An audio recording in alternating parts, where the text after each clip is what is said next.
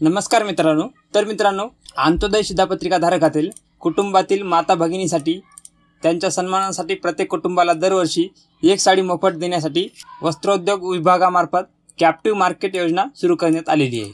तर या योजनेच्या अंतर्गत कॅप्टिव्ह मार्केट योजनेमुळे राज्यातील 24,80,000 अंत्योदय शिधापत्रिका धारक कुटुंबातील माता भगिनींना साड्यांचा लाभ मिळाला आहे।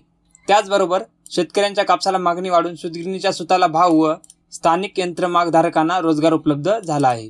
तर मित्रांनो, सदर साड्या पुरवठा करण्याकरिता वस्त्रोद्योग विभाग अंतर्गत कार्यरत असलेल्या राज्य यंत्रमाग महामंडळास नोडल एजन्सी म्हणून नियुक्त करण्यात आलेले आहे।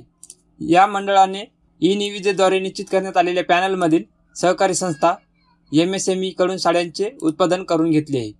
तर मित्रांनो, दिनांक 11 मार्च 2024 पर्यंत महामंडळाने राज्यातील सार्वजनिक वितरण व्यवस्थेतील तालुका स्तरावरील गोडाऊनपर्यंत सर्व साड्यांचा 100% पुरवठा पूर्ण केला आहे।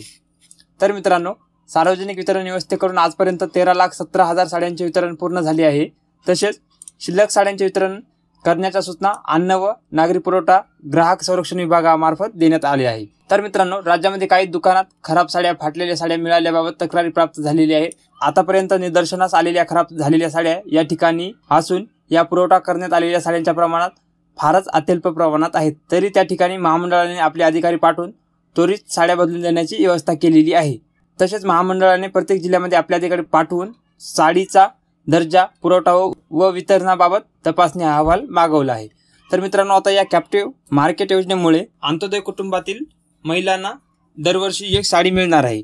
तर मित्रांनो, ही माहिती तुम्हाला कशी वाटली कमेंट बॉक्समध्ये नक्की सांगा आणि अशाच नवनवीन माहितीसाठी बाबा IT चॅनलला सबस्क्राईब करा। पुन्हा भेटूया नवीन व्हिडिओमध्ये नवीन माहितीसह। तोपर्यंत धन्यवाद।